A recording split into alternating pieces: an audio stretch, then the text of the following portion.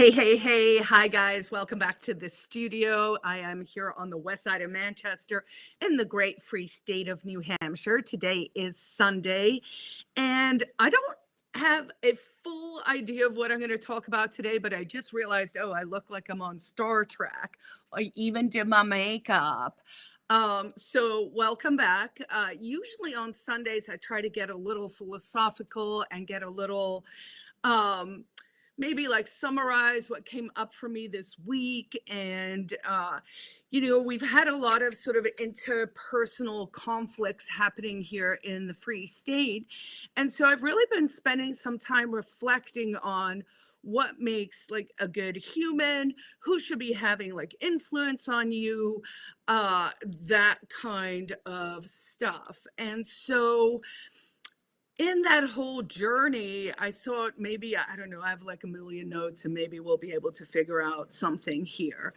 But first of all, since it is Sunday, I do want to say what I'm grateful for.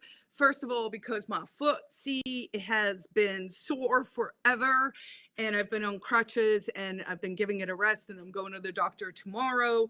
I want to say I'm very grateful to my husband for like doing all the heavy lifting with the dog. I'm equally grateful on this Sunday to my sister, who's doing the heavy lifting with my father. And then I had this really cute little message just from my niece maybe an hour ago saying, hey, I'm thinking about getting a new tattoo. I guess this will be her second one. She's a nurse in Ohio. And she was like, oh, I'm thinking about doing a family one. And so what is your favorite flower? And what's the favorite color of that flower? Because I'm going to, incorporate it into this design. And I thought, wow, that's so interesting how the times change. So when I was coming up in life, my father only gave me a few very strong prescriptions, other than also embodying and giving me the tools to be able to actually function as a child of 10 years old on my own in boarding school. So sometimes I complain about sort of my unmoored upbringing, but on the flip side, I actually am grateful that my parents gave me a lot of like coping tools to help me be what I am now willing to say is a, you know, good human. I think I'm doing all right in life, and I want to be able to help teach these lessons and give other people some of the tools as well. So with the tattoo, my dad way back when was like, if you get a tattoo, I will disown you. Little did I know he was going to live till he was 80 and run through all his money. So now he could disown me. So I was like thinking, would I ever get a tattoo? Like, I don't have any. I kind of like the fact that I don't have any. I thought it was so curious that my niece does have them now. And I was like, I'm pretty sure that's scandalous in my sister's household. But then I was thinking, at Pork Fest this year, what is Pork Fest? It's our summer event here in the free state of New Hampshire. What are we doing in the free state? We are building a libertarian homeland, a homeland for liberty lovers, for principled people. And we're going to get to that issue about principles in a second. Um, because for me, I think what we're doing in a philosophy of individualism is we are striving to become the best humans we can be and embody the traits and actions that promote well-being, that are growth forward, i.e. for building, and that actually have a positive impact on life. So if you're showing up in life and you're not having a positive impact where you're going, that's probably something worth looking at. So at Pork Fest, which is our summer event, it's the Porcupine Freedom Festival. It's been around now for 22 years. And I ran into a lady, so it's kind of an informal representation, I suppose, of what we're building here in the Free State. You have food vendors who are probably theoretically unlicensed. You have, people doing tattoos and barter and exchange and all of that stuff, and really just doing it as one sovereign human to another sovereign human, And with the sort of belief that the person who's providing you with the service isn't about to like rip you off, right? Or be like a heinous human. And so there was a tattoo artist at Porkfest, and I was kind of chatting to her in one of the early days. So everyone's still a little fresh and whatever. And I was like, hey, I was thinking maybe I would get a tattoo. What would that look like? And she actually looked at me and she was like, do you have any? And I was like, no. She's like, I would not tattoo you. And I kind of really liked that for some reason. I think it was like I felt like she felt my pure spark, my I don't know, good girlness, I suppose is a way to describe it. And I'm saying this and I'm actually telling the truth about myself in ways because I think I struggled with this for such a long time, was that I wanted to be the bad girl and I'm just not. I'm just, in my heart, a good girl, a cheerleader who wants to tell stories about successful people here in the Free State. And I realized yesterday, hey, if your job is to be a cheerleader and to really highlight all the great things people are supposedly doing, and you suddenly realize that you're ashamed of your friends who have become insufferable by their own choice, then it's like, oh, that's kind of what's going on. Like, I don't even want to cheerlead, or find it very difficult to, because there is this sort of angry vibe and dysregulation and left right libertarianism. And this is all poison from politics, because politics is the art of hypocrisy. And when people are trying to eke out power for themselves, they have to divide groups so that they can do it, right? And so we're in this sort of situation where a lot of people are just showing up nasty, like nasty in real life, like just people you do not want to be around. So let's talk about what kind of people you do want to be around, right? So you want to, as at least I want to, and I earnestly hope everyone else wants to, because we are building a community of people with that believe in individualism. So if you believe in individualism, what do you believe? You believe that you meet every human as a human. You're not collectivizing in groups like, I don't know, maybe you're a dude and you think all chicks are stupid. You're going to go through life miserable. You might just want to show up and be like, maybe this chick's awesome. Let's go, right? And so that is a better energy to come to the world with, right? And it is sort of that notion of treat people how you want to be treated and make sure we're creating that sort of energy. So I asked the grok to define the characteristics of the best human, um, and sort of use all the disciplines, right? So this is, I'm going to break it down. I'm not going to read it verbatim, but this is kind of like some of the response here. So, of course, it says defining the best human is partly subjective, right? It depends on your culture, the philosophies you came up, and your personal perspectives, right? Like, I mean, yeah, there's probably a class of assholes who are like, I'm a class of assholes. And it's like, okay, but maybe over there then. Um, so it's subjective and it depends. But here are kind of the general traits that you would be looking at if you wanted to be coding for or striving for or trying to be a better human. So, to be an exemplary human, drawing from universal principles and insights from millennia of understanding of human behavior, you want to show up with integrity and accountability. What is accountability? It is being able to actually go, oh my God, I fucked up. Sorry, that won't happen again. So, like, it's so basic that it's astounding to me that this one is so hard for basic libertarians. Okay. So, one, integrity and accountability. Two, you probably want to show up with a little empathy and compassion. So, that is the ability to understand, and maybe it's even sympathy if you don't really want to walk a mile in their shoes, right? Um, but the ability to understand and share other people's feelings is foundational to good human interaction, right? And a great human listens. Why?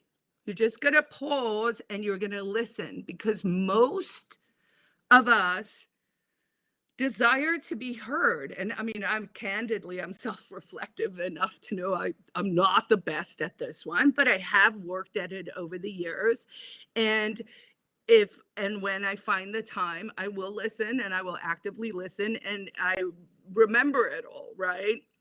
All right. So integrity and accountability, empathy and compassion, curiosity and growth. What is the best humans are lifelong learners. So they're not people who go, oh, I know this one right thing and now I'm just going to dig down in this. They explore things, they learn new things, and they identify what they're good at. And then they kind of look at the stuff they're not great at. And then they go, okay, here is a place I can grow, right? So curiosity and growth. Genuinely, I think if we did away, and I would fully support this, just did away with public schools tomorrow, we would solve so many problems, including forced vaccinations and even having that debate, just leave it up to the parents, right? But if you just started and replaced all schooling with just curiosity classes, that's it, right? Just sparking curiosity, we would really go a long way to helping all of us become more exemplary. So curiosity and growth, of course, is like being open to new ideas, being able to evolve. If you struggle to change and evolve, this is a great book to maybe, you know, look into. What is cognitive behavioral therapy? It is where you learn to identify what is like making you batshit in whatever situation. And then when you identify it, you can start to do different actions in those situations in order to have a different response. All right, so we've got empathy and compassion. We have integrity and accountability. We have curiosity and growth. We have resilience and adaptability, right? So being able to adapt, which is the same really as growth, right? Or resilience. So every time you fail, fail faster, fail bigger, fail better, fail, and then just get over it and then keep going and, get back on that thing, right? Like we all think the line to success looks like that. The line to success looks like that. And as long as you're kind of slowly going up, you're doing all right, right? So resilience and adaptability, you should face challenges with grit and flexibility. No one likes it when I say this, but people should reflect a little bit. If the reason you like libertarianism is because you have adopted the master of all victim philosophies in your life, and you're like, oh, I'm going to put myself against the biggest enemy. Maybe look at that and then decide, politics. This much of our lives should be about politics. So if this much of your life is about politics now, maybe that is an area to reflect as well. The last two I'm going to go over here are two groups: purpose and impact, and self-awareness and restraint. All right, so purpose and impact, that is a commitment to contributing positively, right? So I talk a lot about embodiment, how you're showing up in the world, how you are literally present. And that should be where people are mindful. Like, are you embodying anger and meanness and nastiness and rudeness and callousness and like all these like bad traits because if that's what you are bringing to the table, that is where your thoughts are, and that is like your embodiment. So you want to be thinking positively because when you think positively, things are more positive. Um, so, purpose and impact is building connections and committing to contributing positively. And then the last one here that I'm going to talk about, and then I'm going to see if I can weave this into what I wanted to talk about, which was the art of rhetoric. There is a point, self awareness and restraint. So, what is that? That is knowing your strengths and flaws. And it's practicing, these words are choice, discipline, right? And so the more you can do that and dial down your recklessness, the wiser you become. The wiser you become, the easier life becomes. All right. So, of course, no one is perfect. There isn't someone who's out there who's like flawless, who's above it all. But I think, if you're coming to the table, and especially these folks who are like collectivizing all kinds of things in the political sphere, I see the left is being blamed for X, Y, and Z, and then the right's being blamed. And I'm just kind of here, and hopefully some of you are as well.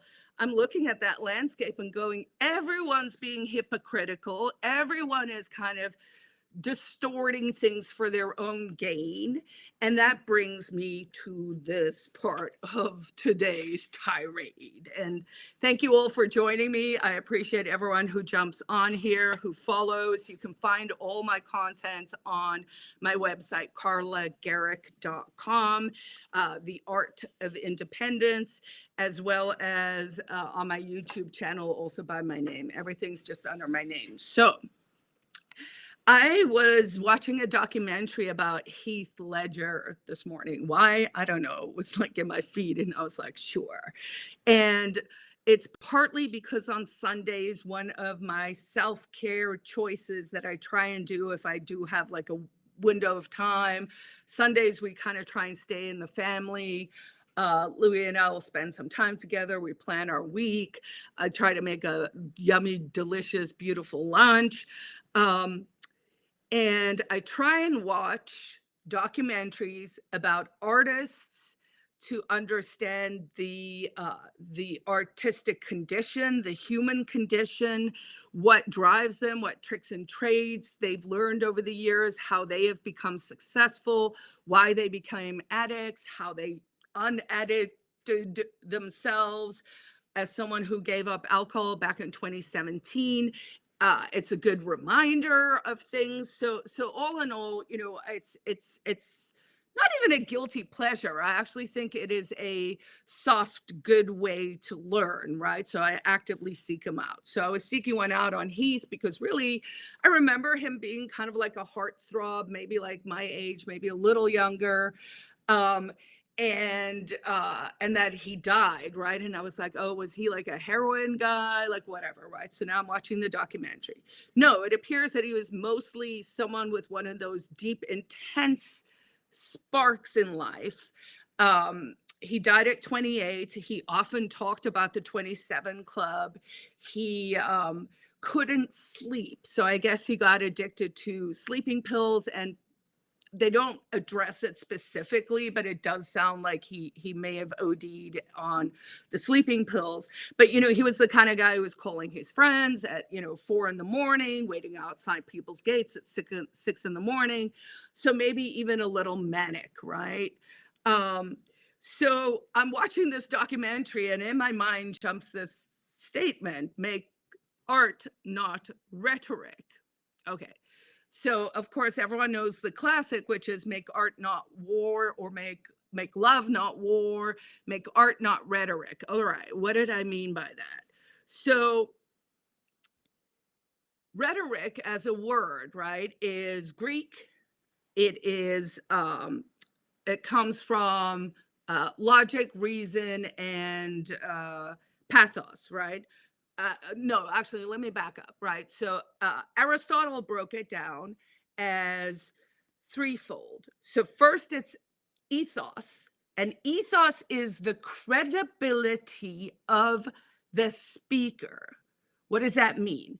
That means your reputation.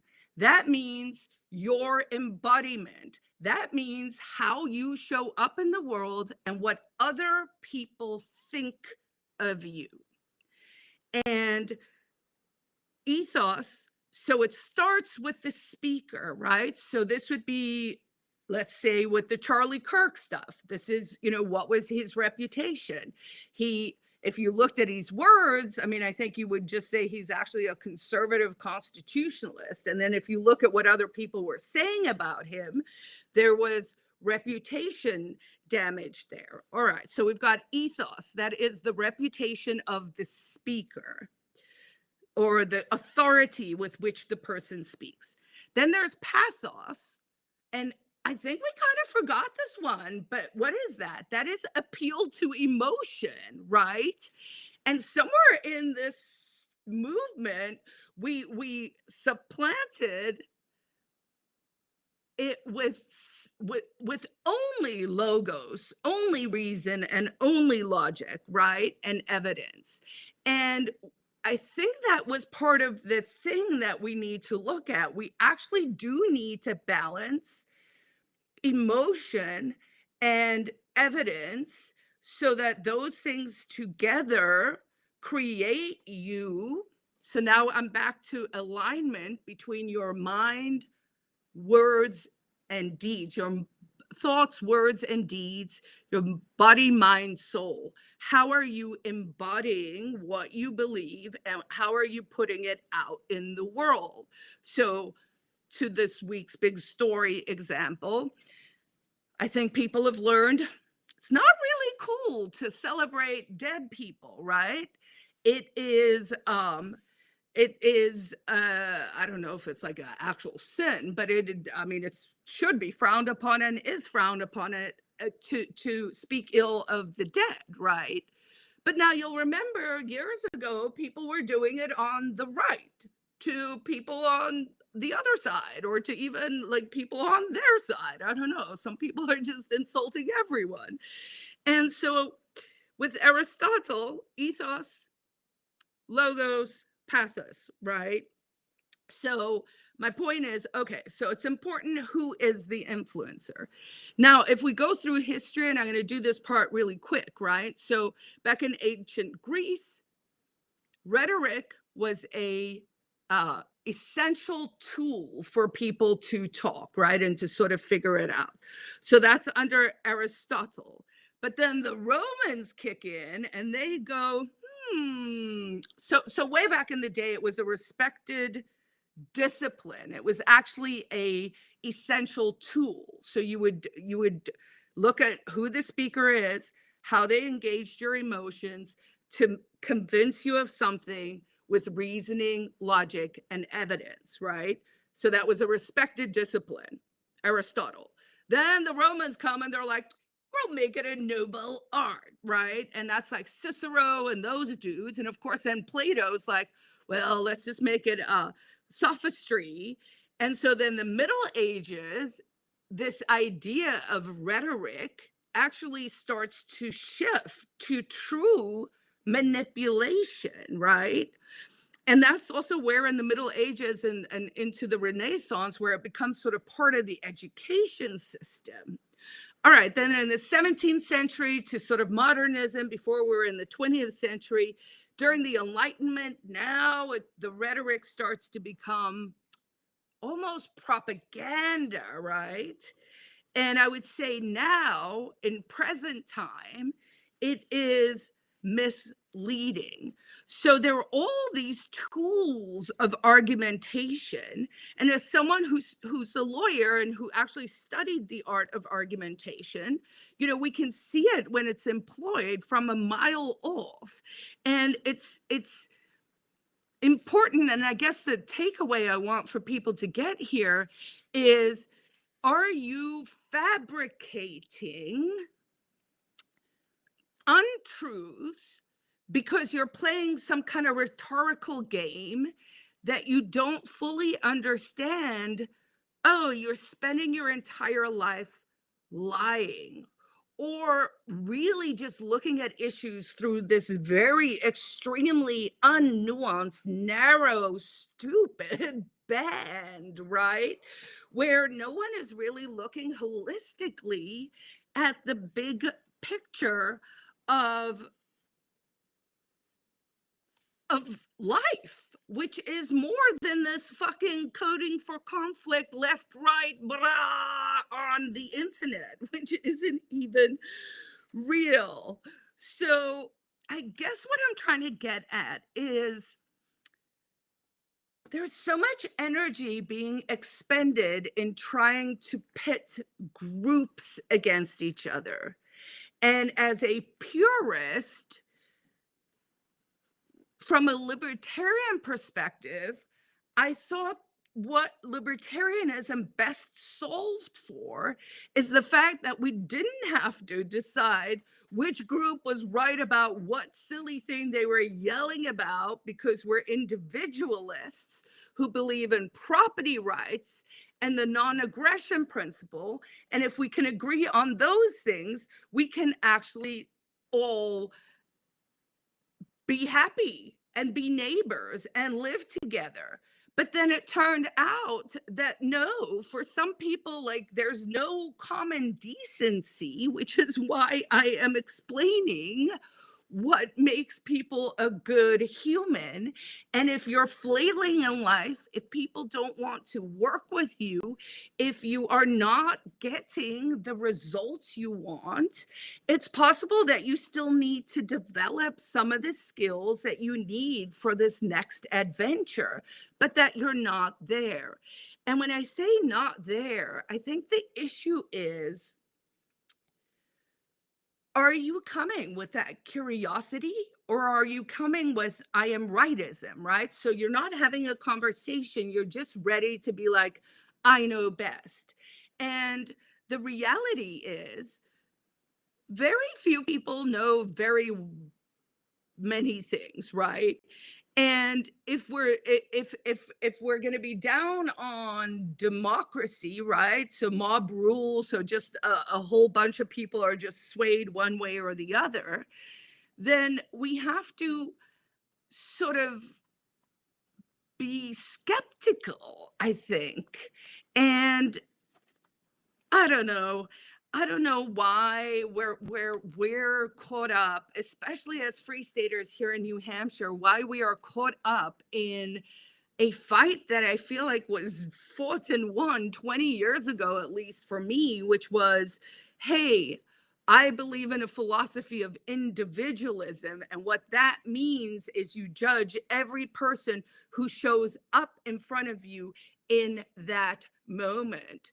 And people should not be hiding behind groups or saying they represent things, and then actually show up in a way where people are ashamed to be like seen with you, because that's kind of where we're at. And none of these things are not solvable, but they're not going to be solved with more misalignment, more incongruence, more dissonance, more sort of disconnection. And what do I mean by that? I genuinely mean each and every one of us needs to sit down. I do it on a daily basis, and I encourage you to go do it too, and reflect. And I reflect on what is in my heart, what is in my mind, how am I showing up in life? Am I taking care of my body? Am I taking care of my family? Am I nourishing people with my food when I can? And again, if the energy you are bringing to the community is shitty and, I don't know, slightly insane, please go heal thyself. Go heal thyself. All right. I am here for everyone. I want to help you do it. I want to show you by embodying, by myself, by my own work, that If you're unaligned, you are actually fabricating untruths. So if your words, thoughts, and deeds are not aligned, you are caught up in the illusion of reality, right? And so that is an ego driven world. And that is probably where you need to go and go, oh, actually, I do have some flaws. Oh, I don't like how I react when this happens. Oh, what can I do here that can make a different outcome? And then go do it with a little bit of compassion, empathy, and hopefully some love. I heard Louis came back, so now I got to go make him some food.